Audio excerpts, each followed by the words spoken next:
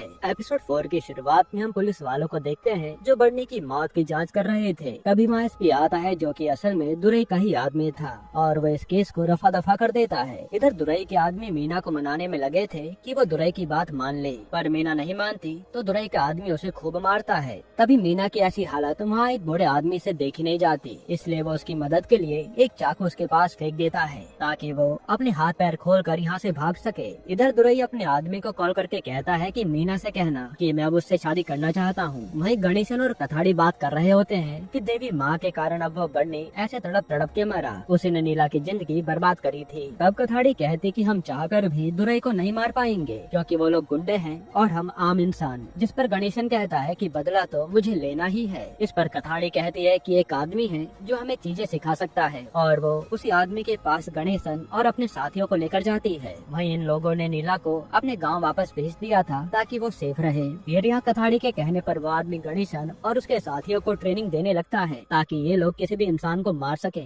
इधर थामू और दुरई आकर एजे को बताते हैं कि वो नीला अभी भी जिंदा है और उसका साथ कुछ गांव वाले दे रहे हैं। तभी एजे कहता है कि अब बढ़ने के बाद हमारा एमएलए बनना आसान होगा, लेकिन मैं तो जेल में हूँ इसलिए मैं नहीं बन पाऊंगा। तब थामू कहता है कि दुरई को बनवा देंगे, लेकिन एजे मना कर देता है कि ये तो गुंडा है। फिर वो कहता है कि मेरा बेटा अरुण जल्द ही विदेश से आने वाला है और उसके जन्मदिन पर हम उसे एमएलए के लिए खड़ा करेंगे। जो सुनकर दुरई को काफी गुस्सा आता है कि मेरी कोई औकात ही नहीं है। यहाँ गणेशन और उसके साथी अभी भी अपनी तैयारी में लगे हुए थे। इसके बाद दुरई आकर एजे की बीवी को बताता है कि एजे मुझे नहीं बल्कि अरुण को एमएलए बनाना चाहता है। जो सुनकर एजे की बीवी कहती है कि ये भी तो अच्छा ही है, मेरा बेटा बनेगा तो अच्छा ही रहेगा। फिर यहाँ रिवील होता है कि अरुण एजे का नहीं बल्कि दुरई का ही बेटा है और एजे को लगता है कि वो एजे का बेटा है और कई सालों से एजे की बीवी उसे दुरई के साथ मिलकर धोखा दे रही थी। हालांकि यहाँ दुरई कहता है कि एमएलए तो मुझे ही बनना है और उसे अरुण से जरा भी लगाव नहीं था। फिर हम कथाड़ी को देखते हैं जिसने कई जगह पर पोस्टर लगा रखे थे जिसमें लिखा था कि बाबू राजा को मारने वाला दुरई है, ना कि एजे। ये देखकर दुरई चौंक जाता है। इसके बाद आज एसपी आकर थामू और दुरई से मिलता है और कहता है कि तुम लोगों ने उस नीला को मारने के लिए बहुत गड़बड़ कर रखी है, अब तुम मुझ पर छोड़ दो, मैं संभाल लूंगा। लेकिन दुरई कहता है कि मैं उसे खुद मारूंगा, बस ये बाबू राजा के केस में मेरा नाम ना आ जाए। इधर एजे से जेल में कुछ लोग मस्ती मजाक करने लगते हैं, पर किसी बात को लेकर इनके बीच लड़ाई शुरू हो जाती है और पुलिस वाले सबको बंद कर देते हैं। वहीं आज दुरई के पास उसके आदमी का कॉल आता है कि मीना मान गई है, आप आ जाइए। इस पर दुरई खुश हो जाता है कि चलो अब मजा आएगा। इधर गणेशन और उसके साथी अब दुरई को मारने के लिए तैयार थे। तभी कथाड़ी पता करके बताती है कि दुरई आज कहीं जाने वाला है और उसे मारने का यही अच्छा मौका है। फिर रात को ये लोग वहाँ पर हमला कर देते हैं जहाँ मीना को रखा गया था। तब एक आदमी तो वहाँ से भाग निकलता है। वहीं गणेशन दूसरे आदमी को जान से मार डालता है जिसमें उसकी मदद मीना ने भी की थी। तभी वहाँ दुरई बड़ी खुशी से आता है और उसे देखकर कथाड़ी